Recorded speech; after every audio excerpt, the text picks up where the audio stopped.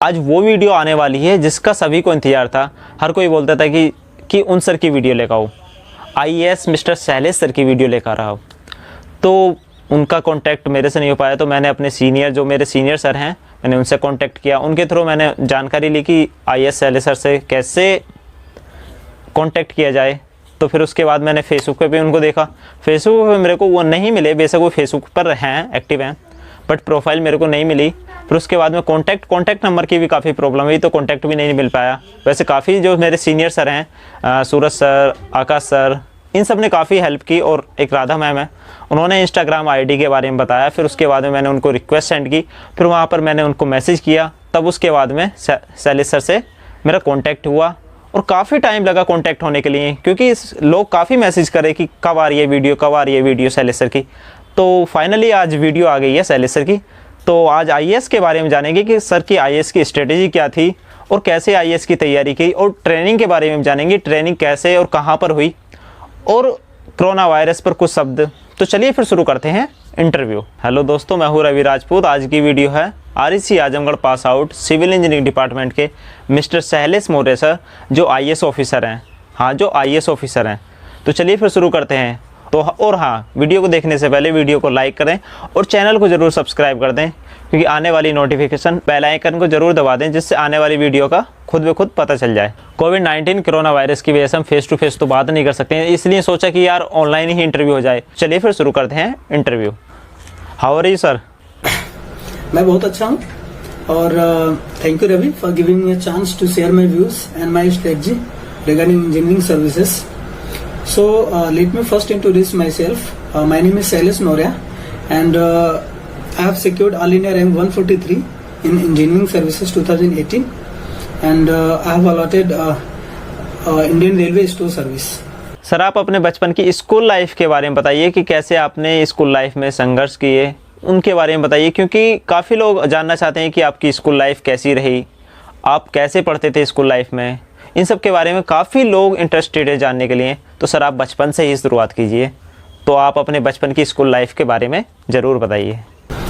Actually I belongs to a very small village of Deoria district और so मेरी 12th तक की पढ़ाई मेरे गांव के स्कूल में ही हुई है। और उसके बाद मैं पटना गया था, 1 साल तैयारी किया वहाँ पे। और 1 साल तैयारी करने के बाद मैंने यूपी स्टेट गवर्नमेंट कॉलेज के लिए जो एग्जाम होता है उसमें अपीयर हुआ। जेईई मेंस का एग्जाम दिया था और जेईई एडवांस का भी एग्जाम दिया था और फॉर्चुनेटली मैंने तीनों एग्जाम क्वालिफाई किया था। लेकिन आईआईटी में बहुत ज़्यादा अच्छे रैंक न होने की वजह से मुझे आईआईटी कॉलेज नहीं मिल पाया। और so finally I decided to took admission in राजकीय इंजीनियरिंग कॉलेज आजमगढ़, यहाँ पे मुझे सिविल इंजीनियरिंग ब्रांच मिली थी। और फिर 2013 में मैंने वहाँ पे एडमिशन ले लिया। सर, आप अपने इंजीनियरिंग की बीटेक लाइफ के बारे में बताइए कि आपने बीटेक के टाइम कैसे स्टडी को मैनेज किया और कैसे कैसे आपने पढ़ाई की, और बीटेक लाइफ के बारे में क्या एंजॉय किया, और कैसे अपनी लाइफ को बीटेक में इन्वेस्ट किया। इस सब के बारे में बताइए, अपनी पूरी बीटेक लाइफ के बारे में ज़रूर बताइए सर। सो अगर बीटेक लाइफ के बारे में बताएं तो यार बीटेक लाइफ तो खैर होता ही मेमोरेबल है और अच्छा होता है, क्योंकि वहाँ पे बहुत सारे नए फ्रेंड्स बनते हैं, आपको एक नई लाइफ मिलती है एंजॉय करने के लिए। तो वहाँ पे हमने भी एंजॉय किया जैसा सब करते हैं। और फर्स्ट ईयर सेकेंड ईयर तक तो खूब एंजॉय किया। लेकिन ये है कि बीटेक लाइफ के बारे में अगर आप देखें तो जो एक सेकेंड फेज होता है, वहाँ पे जो थर्ड ईयर और फाइनल ईयर का जो फेज होता है, वहाँ पे थोड़ी बहुत सीरियसनेस आने लगती है। और हमारे केस में तो ऐसा था कि कॉलेज में बहुत अच्छा प्लेसमेंट नहीं था उस टाइम पे, तो हम लोग वैसे ही अपने फ्यूचर के लिए थोड़ा कॉन्शियस हो गए थे कि क्या करना है फ्यूचर में, क्या नहीं करना है। तो थर्ड ईयर में एक मेरे सीनियर थे समीर सर, उनके कांटेक्ट में मैं आया तो उन्होंने बताया कि आगे गेट एग्जाम होता है, इंजीनियरिंग सर्विसेज एग्जाम होता है, तो आपके पास बहुत सारे ऑप्शन है, आप इन एग्जाम को क्वालिफाई करके आप अच्छी जगह पे जा सकते हो और अपना फ्यूचर सिक्योर कर सकते हो। तो मैंने थर्ड ईयर से ही एक ऑनलाइन कोचिंग ज्वाइन कर लिया था और प्रिपरेशन स्टार्ट कर दिया। फाइनल ईयर में मैंने गेट का एग्जाम दिया और बहुत ज़्यादा अच्छा रिजल्ट नहीं था। I was disappointed eight that time. तो मुझे PSU वगैरह तो कुछ नहीं मिला। तो उस टाइम पे भी थोड़ा बहुत डिसअपॉइंट था कि क्या करना है क्या नहीं करना है, क्या टेक्निकल बैकग्राउंड ही रखें या फिर बैकग्राउंड अपना चेंज कर दें। क्योंकि ये होता है कि आप बहुत ज़्यादा अगर मेहनत करो, रिजल्ट अच्छा नहीं आया तो फिर डिसअपॉइंटमेंट होती है, फिर आप अपने आप पे डाउट लगते हो करने। उस टाइम पे भी सर ने हेल्प करी और उन्होंने मोटिवेट किया काफ़ी, कहा कि 1 साल और टाइम दो अपने आप को, तैयारी करो और अगले साल रिजल्ट अच्छा होगा। So I was convinced at that time और उसके बाद से फिर मैं दिल्ली गया तैयारी करने के लिए। सर IAS की स्ट्रेटेजी के बारे में बताइए और IAS की तैयारी करते समय हमें किन बातों का ध्यान रखना चाहिए जिससे हम IAS के एग्ज़ाम में अच्छे मार्क्स स्कोर कर सकें। इंजीनियरिंग सर्विसेज स्ट्रेटेजी के बारे में अगर बात करें तो सबसे पहले मैं इंजीनियरिंग सर्विसेज के बारे में बता दूं। 3 फेज में इसका एग्जाम होता है, प्री, मेंस और इंटरव्यू।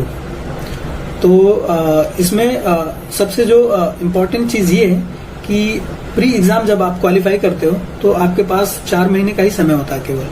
सो ये है कि 4 महीने में आप मेंस का एक्सक्लूसिव बहुत अच्छे से तैयारी नहीं कर सकते। इसलिए जब भी आप प्री की तैयारी स्टार्ट करें तो साथ में आपको मेंस की तैयारी भी पैरेलली करते रहना है। मेंस और प्री दोनों साथ लेके चलना है। तो अब हम स्ट्रेटजी की बात करते हैं। तो 2 तरह के स्टूडेंट्स होंगे। सबसे पहले वो लोग जो लोग सेल्फ स्टडी कर रहे हैं, उनके लिए अगर मैं बताऊं तो 3 चीजों का ध्यान उनको रखना चाहिए। पहला चीज है कि अपने रिसोर्स को वो लोग एक डिफाइन कर लें कि मुझे ये वाला टॉपिक, ये वाला सब्जेक्ट इस वाले बुक से ही पढ़ना है। तो वो लोग एक तो रेफरेंस बुक को फॉलो करें, उसके बाद से रेफरेंस बुक को पढ़ने के बाद उससे नोट्स बना लें। नोट्स बनाते हैं तो जैसे नोट्स बनाने का तरीका ये होना चाहिए कि आप किसी भी कॉन्सेप्ट को लिखने के बाद से उसके नीचे उस कॉन्सेप्ट पे बेसिस जो भी क्वेश्चन आपके पास मिलते हैं अगर कुछ, तो आप नोट डाउन कर लें उसको वहीं पे, ताकि कॉन्सेप्ट की क्लियरिटी मिल जाए। दूसरी चीज टेस्ट। आप जैसे जैसे सब्जेक्ट खत्म करते जाते हैं वैसे वैसे पर्टिकुलरली उस सब्जेक्ट का आप टेस्ट देते जाइए। उससे क्या फायदा होता है कि आप अपने आप को इवेलुएट कर पाते हो कि आपकी तैयारी किस लेवल की हो गई है, और आपको जहां भी कमी लगता है कि ये वाला टॉपिक मेरा कमजोर है, उस टॉपिक को आप फिर से मार्क कर लीजिए, अपने नोटबुक में मार्क कर लीजिए और उसको फिर से दोबारा पढ़िए कि कहाँ कमी रह गई थी। तीसरी चीज रिवीजन। रिवीजन बहुत ही इंपॉर्टेंट है। एक प्रिपरेशन स्ट्रेटजी की अगर हम बात करें तो रिवीजन उसमें से मैं सबसे ज्यादा इंपॉर्टेंस देता हूँ रिवीजन को, कि अगर आप इंजीनियरिंग सर्विसेज के लिए तैयारी कर रहे हो तो कम से कम 4 से 5 बार आपका रिवीजन होना चाहिए। उसमें क्या आपको स्ट्रेटजी अपनाना चाहिए कि जैसे जैसे आपका एक सब्जेक्ट खत्म होता जाता है एक एक करके, आपको उस सब्जेक्ट को रख नहीं देना है। आपको जैसे दूसरा तीसरा सब्जेक्ट स्टार्ट होता है तो आपकी प्लानिंग और आपकी शेड्यूल आपका ऐसे होना चाहिए कि आपको पिछला वाला सब्जेक्ट जो आप कंप्लीट कर लिए हैं उसका भी आप पैरेलली रिवीजन करते रहे, सो दैट कि सारा सब्जेक्ट आपके टच में रहे और ऐसा ना हो कि आप उसको दोबारा से अगर स्टार्ट कर रहे हो पढ़ना तो वो एक फ्रेश सा लग रहा है। इसलिए आप मतलब अगर मैं उन स्टूडेंट्स के लिए बताऊं जो लोग ऑलरेडी कोचिंग कर रहे हैं, ऑनलाइन या ऑफलाइन कोचिंग ज्वाइन किए हुए हैं, तो वो लोग जो क्लास में नोट्स बनाते हैं उनके लिए फर्स्ट प्रायोरिटी ये होनी चाहिए कि जो भी क्लास में नोट्स बनवाया जाता है आप प्रॉपर तरीके से उनको पढ़ें, रिवाइज करें, और जो टॉपिक आपको उस नोट से नहीं समझ में आता है उस पर्टिकुलर टॉपिक को आप किसी रेफरेंस बुक से आप रेफर कर सकते हैं। और दूसरी चीज टेस्ट। जैसे जैसे क्लास में भी आपकी सब्जेक्ट क्या होता है कि फिनिश होती जाती है, तो आप उस पर्टिकुलर सब्जेक्ट का आप टेस्ट दीजिए, अपने आप को एनालाइज करिए कि कौन सा टॉपिक आपका अभी भी रह गया जो वीक है, उसको नोटबुक में आप अपने जो आपकी नोट है उसमें मार्क करिए, फिर से उसको पढ़िए। और तीसरी चीज रिवीजन। तो रिवीजन आपको एक रेगुलर इंटरवल पे आपको करते रहना है। सर IAS एग्ज़ाम क्लियर करने के बाद इंटरव्यू का डर लगता है कि इंटरव्यू में क्या होगा, और इंटरव्यू के डर की वजह से हम इतने डर जाते हैं कि हम इंटरव्यू देने से पहले ही हार मान लेते हैं। तो सर इंटरव्यू के डर को कैसे दूर करें कि हम अपना इंटरव्यू क्लियर कर सकें, हम इंटरव्यू में पास हो जाएं, जिससे IAS के एग्ज़ाम में कभी कभी प्रॉब्लम होती है, काफ़ी स्टूडेंट को होती है कि एग्ज़ाम तो क्लियर हो गया, उसके बाद में इंटरव्यू के लिए जाते हैं और इंटरव्यू देने से पहले ही हम डर जाते हैं। तो सर इस डर को कैसे दूर करें, इस डर को दूर करने के लिए कुछ बताइए सर। इंटरव्यू के लिए अगर मैं बताऊं तो जैसा कि मैंने बताया था कि अगर आप मेंस एग्जाम क्वालिफाई करते हो तो यूपीएससी आपको इंटरव्यू के लिए बुलाती है। मेंस एग्जाम क्वालिफाई करने के बाद आपकी नॉलेज क्या है वो तो चेक हो जाती है। सो इंटरव्यू का इसीलिए इसका नाम है पर्सनालिटी टेस्ट।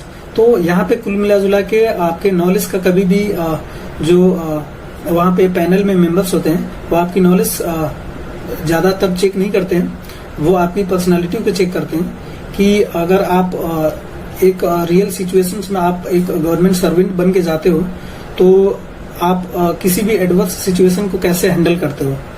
तो कुल मिला जुला के आपको कॉन्फिडेंट वहां पे होना, कॉन्फिडेंस रहना चाहिए। और आपको कोई भी सवाल का जवाब, मतलब ये है कि कोई भी सवाल अगर वो पूछते हैं तो आपको वहां पे हेजिटेट नहीं होना है, आपको कॉन्फिडेंट रहना है। आपको अगर सवाल का जवाब नहीं आ रहा है तो आप बिल्कुल वहां पे ना कर सकते हैं, क्योंकि ये मैटर नहीं करता है। डजंट मैटर कि आप कितने सवालों का वहां पे सही जवाब दे रहे हो, मैटर ये करता है कि आप सवाल का जवाब दे रहे हो या नहीं दे रहे हो। वो सवाल का जवाब ना भी हो सकता है, हाँ भी हो सकता है। तो आपको नहीं आ रहा तो सिंपली यू कैन से कि sorry sir I don't know, लेकिन जो सवाल का जवाब आपको पता है आप कॉन्फिडेंटली दीजिए, और जिसका जवाब आपको नहीं पता है वो आप सिंपली यू कैन से कि आपको नहीं आता है। तो इट डजंट मैटर कि आप कितने सवालों का सही से जवाब दे रहे हो, ये मैटर करता है कि आप इंटरव्यू में कितने ज्यादा कॉन्फिडेंट हो। सर आईएएस के इंटरव्यू के बाद फिर आईएएस की ट्रेनिंग होती है, तो सर ट्रेनिंग के बारे में बताइए कि ट्रेनिंग के दौरान हमें किन बातों का ध्यान रखना चाहिए और हमारी ट्रेनिंग किस प्रकार होती है और कहाँ पर होती है, क्योंकि ट्रेनिंग काफ़ी इंपॉर्टेंट है लोगों को जानने के लिए कि यार ट्रेनिंग में क्या होता है और क्या नहीं होता और कहाँ पर होती है ट्रेनिंग। तो सर आप ट्रेनिंग के बारे में ज़रूर बताइए कि ट्रेनिंग कहाँ पर होती है और किस प्रकार होती है। सो अगर हम ट्रेनिंग की बात करें तो सबसे पहले आपको ये तो पता ही होगा कि इंजीनियरिंग बैकग्राउंड से 4 ब्रांच के स्टूडेंट्स को इंजीनियरिंग सर्विसेज एग्जाम में अलाउ होता है एग्जाम देने के लिए, जिसमें से सिविल, मैकेनिकल, इलेक्ट्रिकल और इलेक्ट्रॉनिक्स है। तो लेकिन अगर पर्टिकुलर हम रेलवे की अगर बात करें तो रेलवे में 5 डिपार्टमेंट्स हैं जो कि इंजीनियरिंग बैकग्राउंड से लिए जाते हैं। तो जिसमें कि सिविल, मैकेनिकल, इलेक्ट्रिकल और इलेक्ट्रॉनिक्स हो गए। एक डिपार्टमेंट है जो इंडियन रेलवे स्टोर सर्विस है। इस डिपार्टमेंट में क्या होता है कि इन चारों बैकग्राउंड्स के लोग इसमें आ सकते हैं, इन चारों बैकग्राउंड्स के स्टूडेंट आ सकते हैं इसमें। तो पहले तो चारों ब्रांच की जो होती है, चारों डिपार्टमेंट की जो ट्रेनिंग होती है वो अलग अलग होती है, और एक इंडियन रेलवे स्टोर सर्विस की जो ट्रेनिंग होती है वो होती है national academy of Indian railway Vadodara में होती है। जो सिविल की होती है वो पुणे में होती है, मैकेनिकल की जमालपुर में होती है, इलेक्ट्रिकल की नासिक में होती है, और इलेक्ट्रॉनिक्स जो होती है वो सिकंदराबाद में होती है। लेकिन एक बार आपको जब डिपार्टमेंट अलॉट हो जाता है उसके बाद से क्या होता है कि एक फाउंडेशन कोर्स होता है जो कि national academy of Indian railway Vadodara में होता है, और यहाँ पे 5 डिपार्टमेंट्स के जो भी ऑफिसर होते हैं वो लोग एक साथ इनकी ट्रेनिंग होती है, फाउंडेशन कोर्स जिसको बोलते हैं। तो ये 2.5 महीने का कोर्स होता है, ये सबकी एक कॉमन ट्रेनिंग होती है, और उसके बाद से सब लोग अपने अपने सीटीआई चले जाते हैं और फिर अपने अपने सीटीआई उनकी ट्रेनिंग होती है। ट्रेनिंग के बारे में अगर हम बताएं तो ट्रेनिंग का कुछ शेड्यूल ऐसे होता है कि कुछ समय तक आपको अपने सीटीआई में ट्रेनिंग करनी होती है, थ्योरेटिकल नॉलेज दिया जाता है। उसके बाद से आपको फील्ड में भेजा जाता है, वहाँ पे आपको एक प्रैक्टिकल अप्रोच देखने को मिलता है कि रियल में ग्राउंड पे वर्क कैसे होता है। तो जो ट्रेनिंग इनका होता है वो काफी अच्छा होता है, काफी कुछ सीखने को मिलती है और काफी कुछ एक्सप्लोर करने को भी मिलता है। Sir IAS, GATE, SSB, RRB काफ़ी सारे एग्ज़ाम होते हैं गवर्नमेंट एग्ज़ाम। तो हमें ये लगता है कि यार ये छोटा एग्ज़ाम है, इसकी तैयारी कर लें, बड़े लेवल का एग्ज़ाम हम क्लियर नहीं कर पाएंगे, क्रैक नहीं कर पाएंगे। तो हम कैसे किसी एक एग्ज़ाम को चूज़ करें जिससे हम उसे क्वालिफाई कर जाएं, क्योंकि एसएससी, गेट, आईएएस, आरआरबी इन सभी के चक्कर में हम कोई सा भी एग्ज़ाम क्लियर नहीं कर पाते, कन्फ्यूजन में रहते हैं कि यार गेट करें, आईएएस करें, एसएसबी करें, आरआरबी करें। तो सर काफ़ी कन्फ्यूजन रहता है और कन्फ्यूजन के चक्कर में पूरा टाइम निकल जाता है, पूरा टाइम निकल जाता है, और टाइम के चक्कर में हम ना तो कुछ कर पाते हैं, फिर फैमिली प्रेशर कि यार जॉब करनी है, जॉब के चक्कर में यार एग्ज़ाम के इंटरव्यू भी देने हैं या तैयारी करें, क्योंकि फैमिली से प्रेशर आने लगता है कि यार अब क्या करें।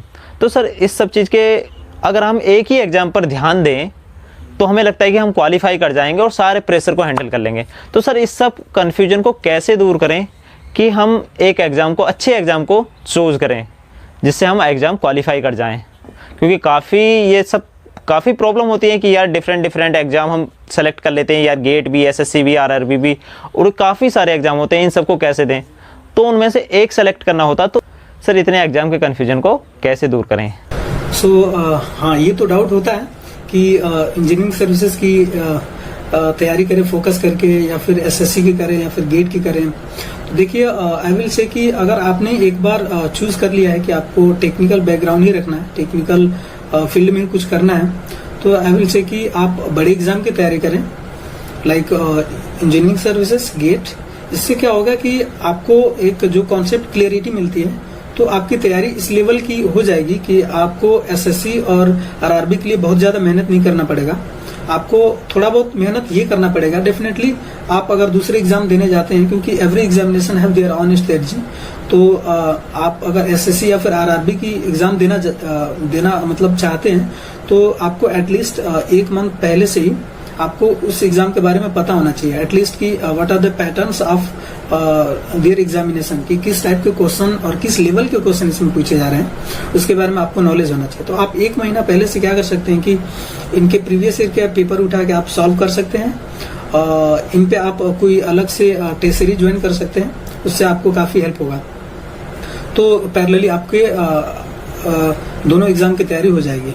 सर कोई ऐसा टिप्स जिससे स्टूडेंट अपनी लाइफ में कुछ अच्छा कर सके और उनकी लाइफ सक्सेसफुल हो जाए? तो सर ऐसा कोई टिप्स बताइए जिससे उनकी लाइफ सक्सेसफुल हो जाए। ओके, सो अगर बहुत सारे स्टूडेंट्स हैं और एस्पिरेंट हैं जो कि कुछ अच्छा करना चाहते हैं अपने लाइफ में, उनके लिए अगर मैं 3 चीजें मैं बताना चाहूंगा कि लाइक पहला चीज कि बड़े सपने देखें और उन सपने को साकार करने के लिए दूसरी चीज हार्ड वर्क जरूरी है, क्योंकि there is no substitute of hard work. आप कितना भी इंटेलिजेंट हो, अगर आप नहीं पढ़ाई करोगे तो आप एग्जाम क्लियर नहीं कर पाओगे।